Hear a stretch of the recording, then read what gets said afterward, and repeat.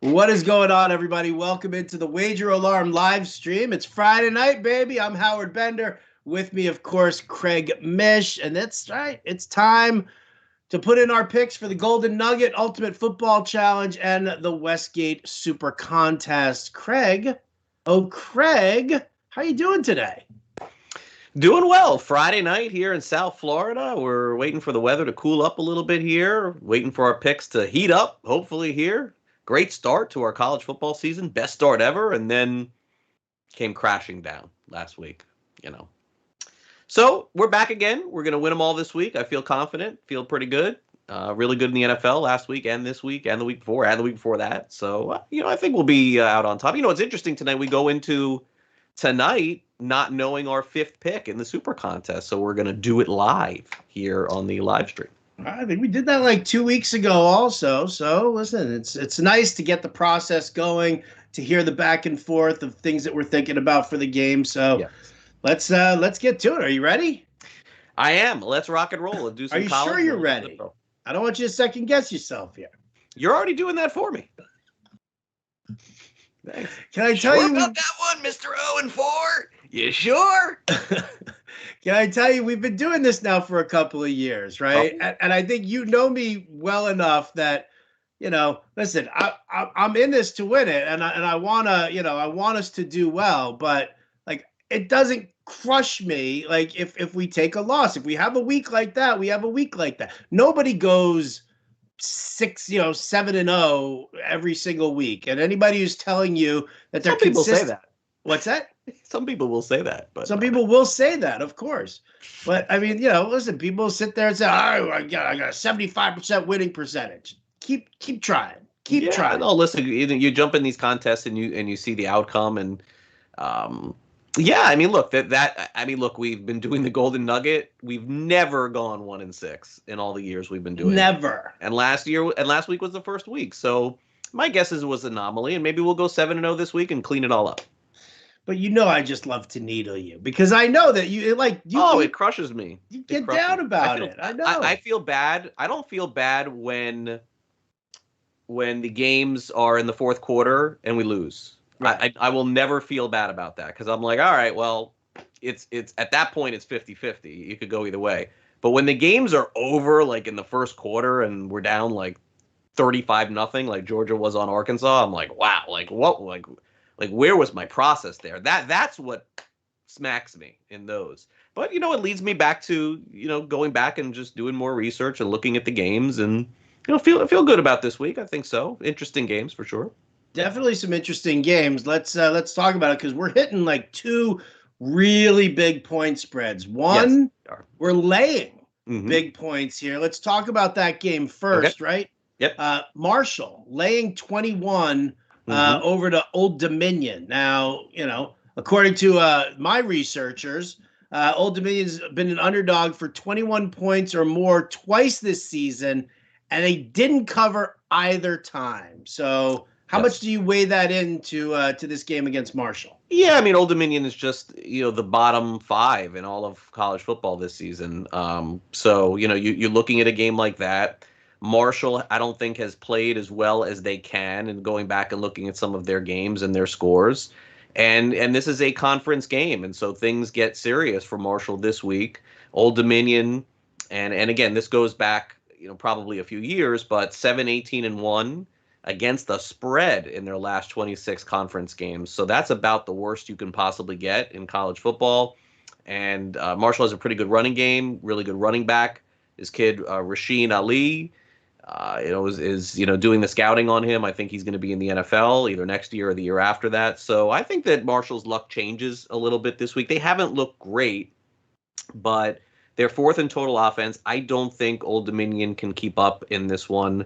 And to tell you that I could go up and down the roster, especially on Old Dominion, would be impossible. But I went back and just basically looked at their scores, looked at the matchup against Marshall. And I don't always want to go when I take a team. And first of all, this is the biggest favorite with it probably that we've given out all season long on anything this year. Ever. But when I do no, not even all season. I'm talking about like the years that we've been doing this. I don't think we've ever laid this big a spread. It could be, but I would never give out a 3-touchdown favorite for a team that's really good. Right. over a team that's not. I would not do that. I want the team that's like hungry, that you would debate whether or not the line should be 21 or not, because a lot of times those do come in. So look, outside of Alabama, obviously Alabama seems to cover every week. It doesn't matter who they play. And it's like, it's crazy because like I was thinking of Alabama this week too.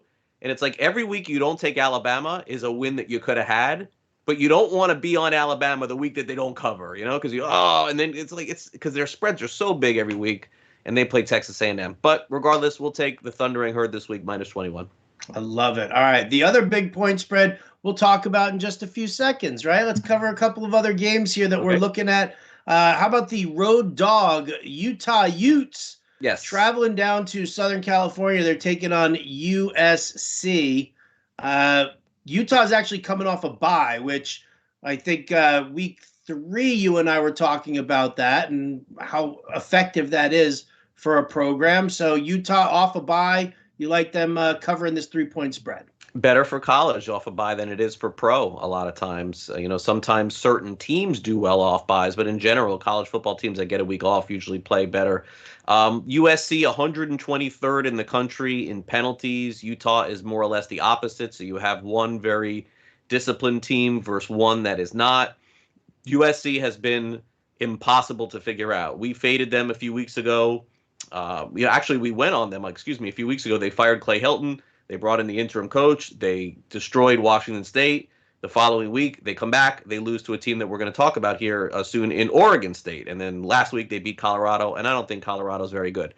There's obviously another element to this game, which is not something that you are just like betting on, but you have to understand that this is going to be a super emotional game for Utah. One of their players was killed a couple of weeks ago.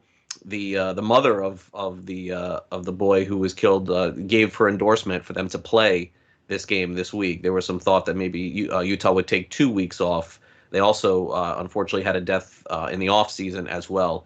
So am I playing into this emotional factor as part of this? Absolutely. I cannot sit here and tell you that I'm not. I definitely think it is a part of the handicap. You want to root for the Utes to win in a game like this where they can sort of all feel good about themselves. You can imagine what they're going through. And a lot of times in these situations, those teams win. So Utah +3 at USC this week. All right. Well, since you spoiled it already, we'll just go to the Oregon State game right now. 3.5-point favorites over Washington State, a team that we just said we picked against and crushed on it. So Oregon State, just a 3.5-point favorite though against Washington State, to make you a little nervous. The spread's this close here, even though, or is just Washington State that bad?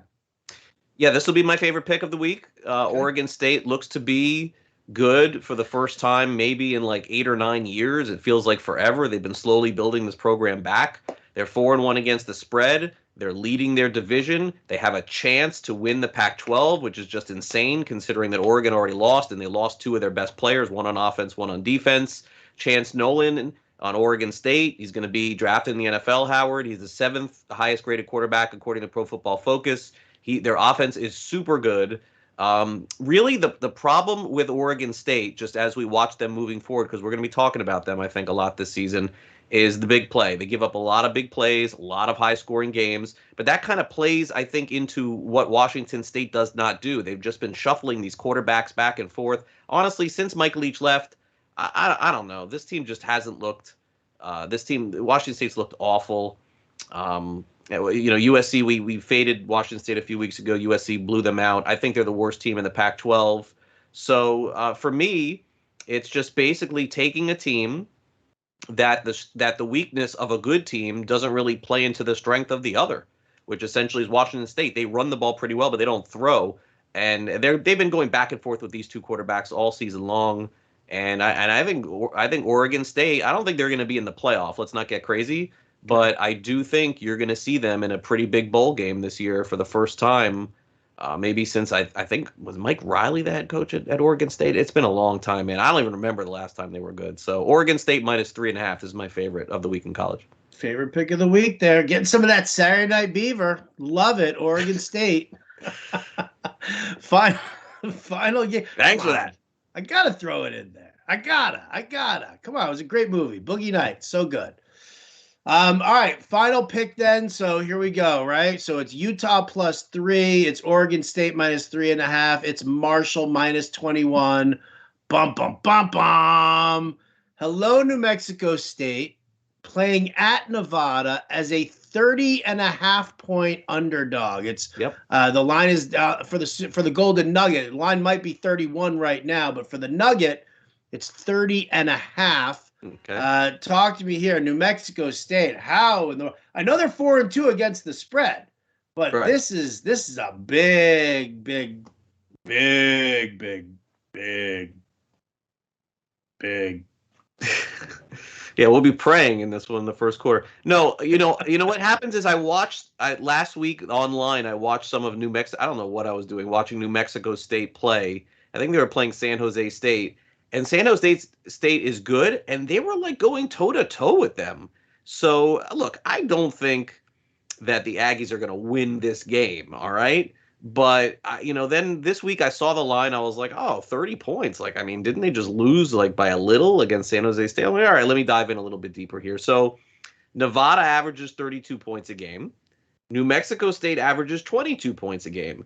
So, like, yeah, I mean, New Mexico State's probably going to get beat bad. But if they lose 38-10, we win pretty easily there. So, they haven't lost by 30 in any game this season. New Mexico State seem to be playing well against the spread. They're going to lose against Nevada. Nevada's offense is pretty good, but I don't think it's going to be by 5 touchdowns. So, again, you so many opportunities here for backdoor covers. And again, this is a New Mexico State team that can score. So it's not like they're averaging 6 or 7 points a game and they're getting 30 and it's like, oh, if they're down 30, they're going to lose. They can come back and I think cover this one. I don't think they're going to win the game outright, but I think the line, I don't know why it is too big against this team. By the way, they played against San Diego State a few weeks ago. They only lost by 18. San Diego State's better than Nevada. So plus 31 here. Yeah, we'll take a shot. All right, I can see it now, right? New Mexico State goes up 14-0. In the first quarter, I get the text from Craig. Ooh, oh, hey, oh, all right, I'm all in. 68-14. 68-14. 68-14. So that's it. Oregon State, Marshall, New Mexico State, Utah. Okay. Yes. Okay.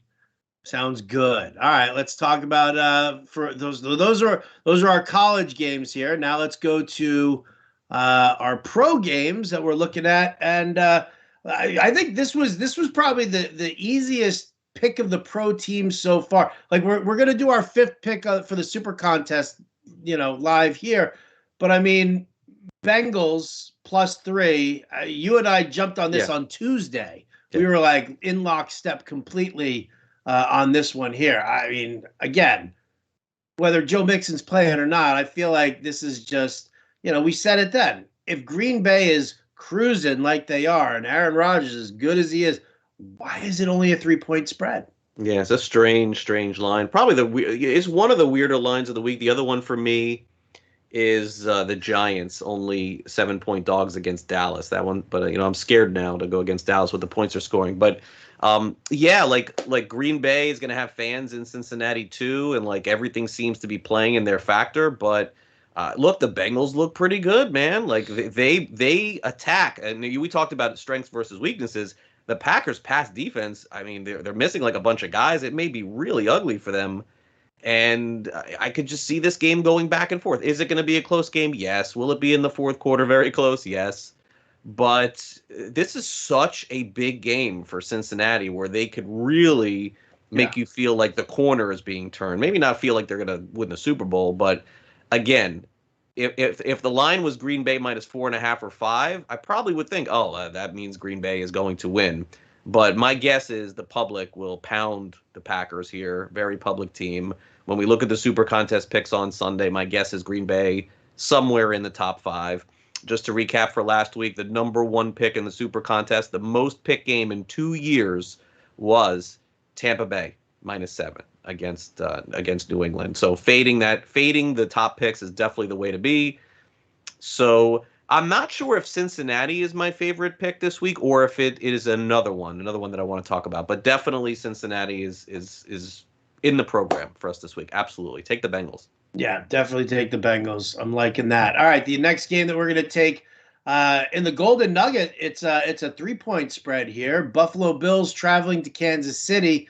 Bills getting 3. We're taking the Bills. Again, we talked about this on Tuesday. Again, it was like another game that we really haven't wavered on. Yeah, Kansas City not very absolutely. good at covering the Mm-hmm. spread. Buffalo's defense is rock solid. Their offense can keep pace with Patrick Mahomes. I think Buffalo can win this game outright. I liked it when it was 2.5. I love it when it's 3. Yeah, and I think that Howard, this is why you take Buffalo in this game. I thought about this week, and it's we make these little narratives and these stories, but in your opinion, Howard, will Buffalo be an underdog in any other game they play all the way through the Super Bowl potentially this season? Will they ever be an underdog again? Nope, probably not. Doubt it. In fact, they'll be probably more than a 3-point favorite in every game the rest of the season. So why are they underdogs here? I think they're better than Kansas City. So yeah, like I mean, Buffalo had one bad game at the beginning of the year. Kansas City does not look the same. Or is Kansas City going to win 8, 9 games, 10? Yes, of course.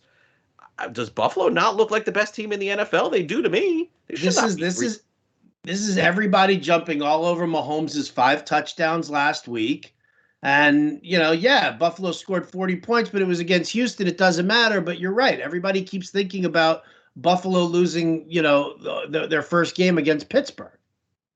Yeah, and I do think that there will be Buffalo backing in this one. I don't think we'll be the only ones on this. I think that I think people will recognize that there's value there in taking the 3, but I'm not afraid of this one being a public pick just because again, if Buffalo wins this game by 1, just by 1, there is no way they're a dog in any game, including the AFC Championship in Kansas City the rest of the season. So if they're an underdog in this one, you better take those points. It's the last chance you got. Very similar to when we faded the Steelers a few weeks ago. Now their lines are awful. Everybody understands that they're just not good. So this is a chance for you to take Buffalo in their lowest spot, and they're playing great. So yeah, easy one. Yeah. All right. And then finally, our last game that we're taking for the Golden Nugget, we're going to the Monday Night Football game. We're taking the home favorites, right? Ravens laying 7. Mm-hmm. Colts, not afraid of the fact that Carson Wentz just put in his first full practice since before week 1. Naeem Hines is going to be out. Oh, well, maybe more Jonathan Taylor. There's nothing I like about what I'm seeing with the Colts right now. And you know me, I've always been very bullish on the Colts. And I love their front 7 of their defense. Their secondary is so putrid. So putrid. And that even Lamar Jackson, who's not like a great thrower, is still probably gonna, end up doing damage. This is another one of those, Marquise Brown. You're gonna be like, how the hell does that guy get open all the time, sitting there in the end zone? So I like the Ravens -7 here. I love the Ravens. This could be, like ironically, the Ravens were the favorite pick last week. That and the Bears. This and Cincinnati for me are my favorites. And something that I didn't realize, and again with all this crazy preparation that I do for all of these things, I try to find things that I don't know. And I gotta be honest, I didn't realize how important this game to Baltimore and how important it is. Now, I could tell you the Colts stink. I do think they stink. I watched the game against Miami here last week. I think they're horrible, and the Dolphins are just terrible. So, or I mean, until they get Tua back, they're playing terrible. Let's just say that. But do you want a team at the end of the game? And I know that Harbaugh did that little thing to get the 100 yards at the end of the game, and they want to crush you, right? But Howard, I completely forgot why this game is so big for Baltimore. I didn't even think about it, and then it was brought up. One of the handicapping things that I looked at. The Indianapolis Colts bailed on Baltimore. They left Baltimore to go to Indianapolis. They rarely go back and play there. And the ownership is going to want to stick it to the Colts. this week. So wow, how many times since the Baltimore Colts moved to Indianapolis? How many times have they gone and a played handful, I guess. in Baltimore again? Yeah, not a lot. Not a lot. So I guess every time they play there, like they really get up for the game and they really, they were mad about them, leaving or whatever. I don't know. But I like that. Listen, I like that. I'm a sucker for a good narrative. I am. so that Now was I kind of got to figure out how many times the Colts have been in. Take a look at it. Played Somebody brought it up Ravens. this week. I don't remember where I read it, but I was like, wow, that's a good little revenge game right there. I like that. And it's not to win or lose. It's just a matter of, okay, there's a few minutes left. Baltimore's up a little. Nah, let's win by a lot. You don't get that often. So I want to take that. Yeah, I definitely I want to do that too. Now I gotta feel Indianapolis Colts. We got time. Right? Yeah, why not? Let me just do this here for a couple of seconds here, right? Indianapolis Colts at Baltimore Ravens, and let's see what we've got as far as the history. In Baltimore, the Colts are 3-4. They average about 24 points per game.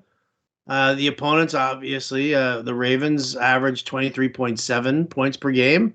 So yeah, they're on the losing side. So in Baltimore. In 2017, the Ravens beat the Colts 23-17.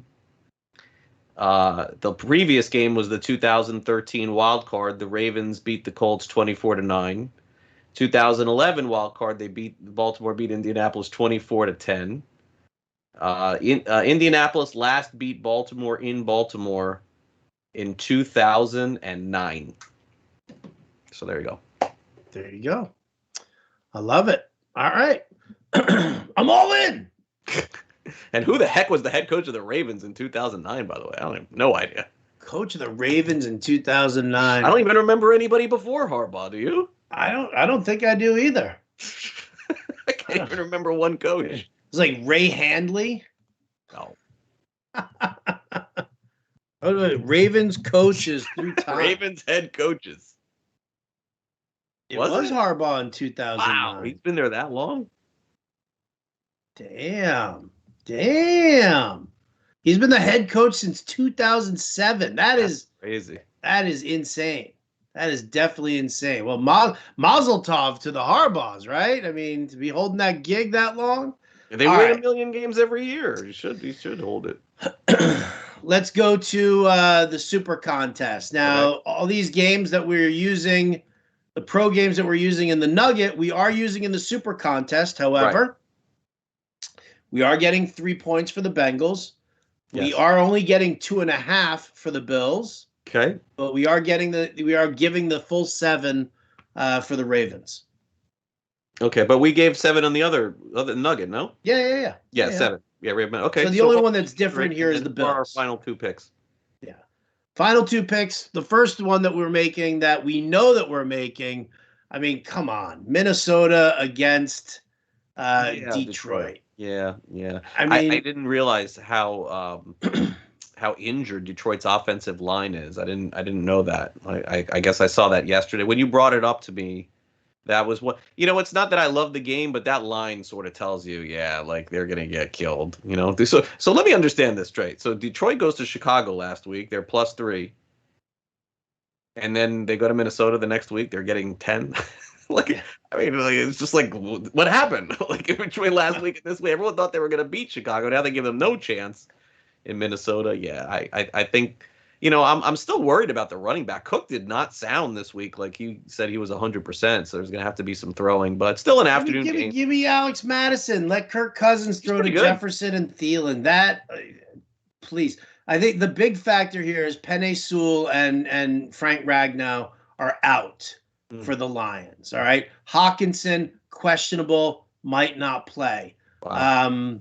DeAndre Swift, questionable with a groin issue. They might think about holding him back. There's nothing about this Detroit team on offense or defense that I like. And, does it smell like it could be a backdoor cover?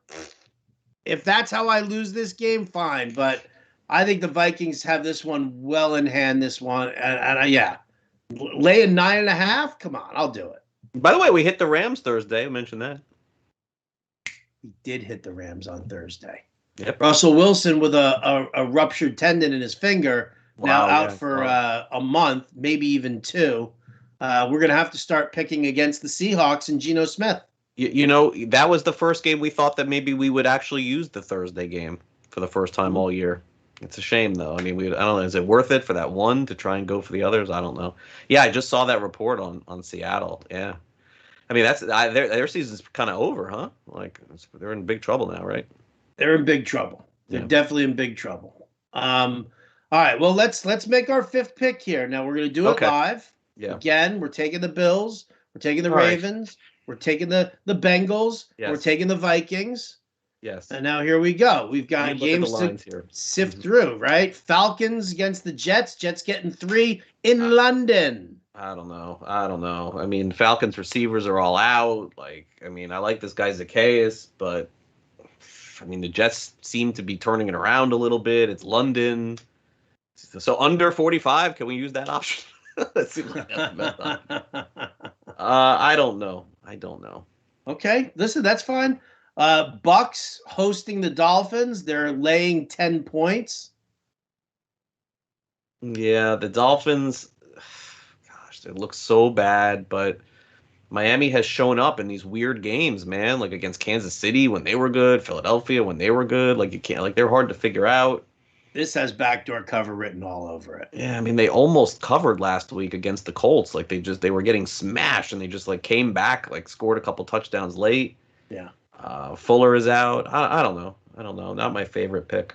Okay. Panthers hosting the Eagles, laying 3.5. You know, it's interesting. It's 3 now. What's interesting is that the Eagles' record without Lane Johnson supposedly is like horrible. Like, I didn't realize how bad it is without him, and I could not take the Eagles in this game. So it would be I mean, I know Carolina did not play great last week against Dallas, but I'm still a fan of Carolina, so I would lean Carolina at home. All right, I like the Panthers as well. Washington home dogs 2.5 points against the Saints. I kind of like Washington. I do. I know you don't like their defensive struggles that they've been having, but man, I mean, I can't even. This Saints offense, even I agree. That's struggling too. I just think it's going down to the end in this one, just like last week against Atlanta. I don't think the Saints are much better than the Falcons. Okay. So, yeah, I mean, I guess I would lean Washington a little bit, but it wouldn't shock me to see like Winston have a great game just against the bad. Why is Washington's defense so bad? What happened to them? I have no idea. The front seven not getting the penetration that you thought they were going to get, and then the secondary is atrocious. Like, you thought that the secondary, you could look past it a little bit if the front seven was that strong and they were rushing the quarterback, and the quarterback just didn't have enough time to throw, and he was just the receivers didn't have time to run their routes, and that hasn't happened. Hasn't happened at all. Okay. So all right, so we're still leaning Panthers here as our pick so right far. Now. Okay. So far, yeah. Tennessee heading down to Jacksonville. I've asked so many people about so it's just Tennessee or nothing. Yeah.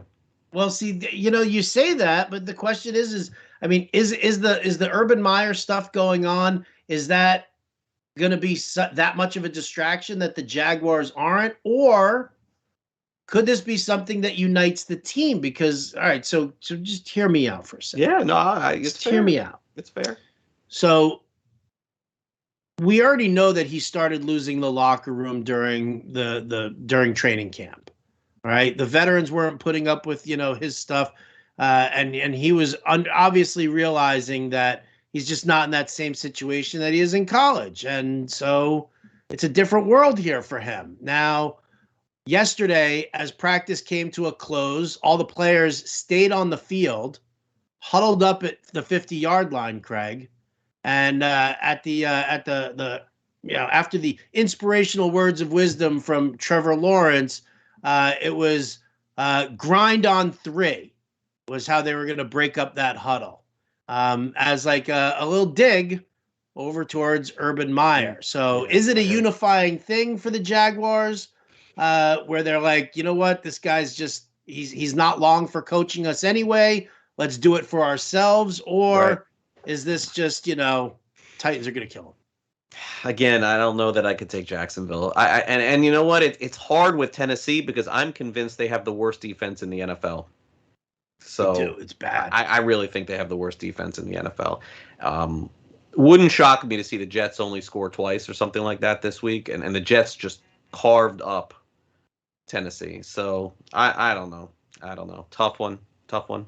You don't like it. So you're still with the Panthers lean. Still with the Panthers. I can be talked out of it, though. Okay. All right.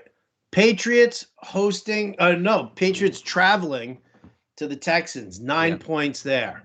This is Bill Belichick against a rookie quarterback who has one weapon, which Belichick will do everything he can to scheme against him. Brandon Cooks. There will be no revenge game narrative here. Although Danny Amendola, he's with the Texans, so maybe he gets into the box. Anytime touchdown for Danny Amendola. I feel like this is a game where it's like 23-7 or, 19-3, 19-0.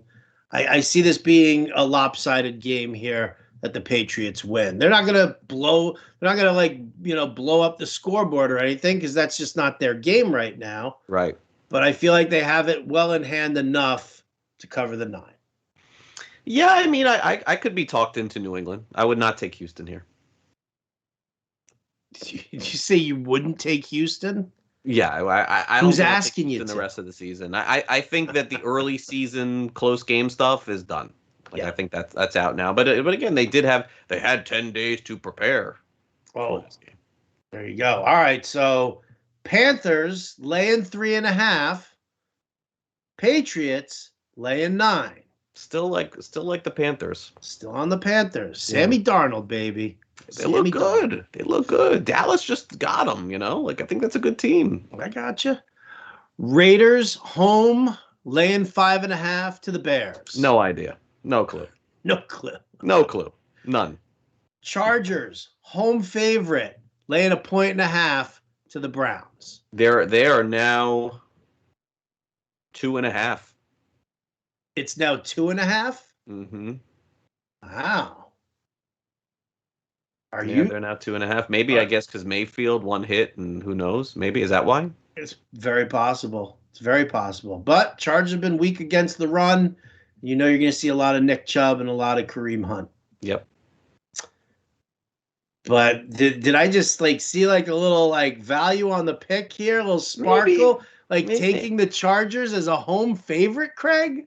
Oh, gosh, we're losing for sure. All right, let's do it. We're definitely losing if that. I don't know. The Chargers look really good against the Raiders Monday night. Yeah, they did. But Cleveland, that's the kind of team where, they're running the ball and it's just the game is ending and they're up a little bit. But yeah, hard one there. The other line that moved was Denver, I think, moved. I don't even want to touch that game. Denver, Pittsburgh, I want nothing to do with that game. It was a great game to watch, right? Yeah, sure. So San Francisco, Arizona, I really don't know, but the only other temptation here, I know it sounds crazy, is to take the Giants. That's the only other temptation I have, because I just don't get it. Doesn't it feel like they should be 14-point underdogs in this game? Yeah. Well, Daniel Jones is playing out of his mind now. He's taking that next step. Terrible. They're terrible. How are they only 7? It doesn't make sense.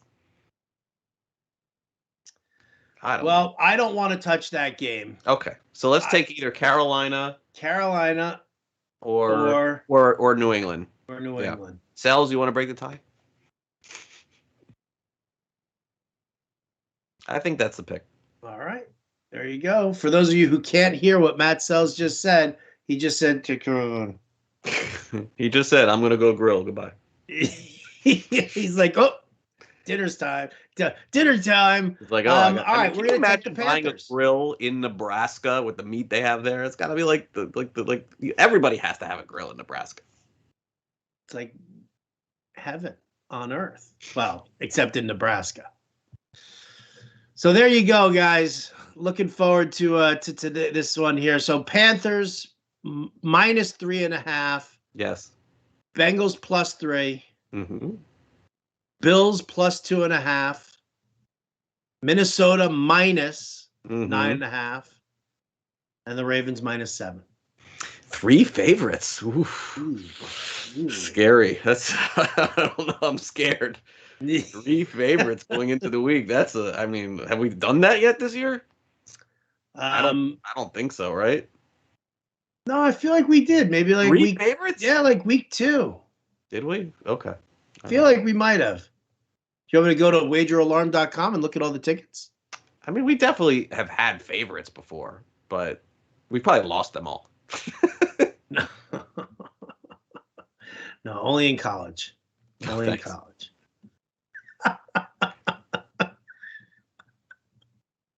Like, seriously, whenever we take a big favorite, it does not come in. I can't remember the last time we took a big favorite, though. What do you mean? We took somebody and it was like done. I don't even remember what it was. Somebody might have, was it Houston against Houston? Did we fade right away? This year? No, we didn't do that. No, we didn't. No. That must be with your other partner in your other contest. Yeah, it must be. All right. All right, it's been fun. Oh man, it's the Bickering Bickersons here on the Wager Alarm live stream. Here's some tape here. You want to put that right over?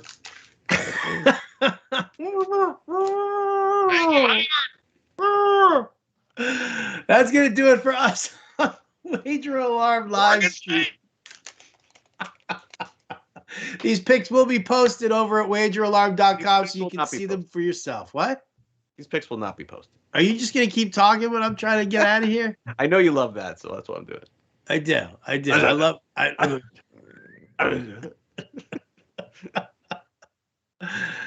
Oh, boy. All right. Good night. Good night for the Wager Alarm live stream, ladies and gentlemen. For Craig Mish, I'm Howard Bender. We'll catch you next time.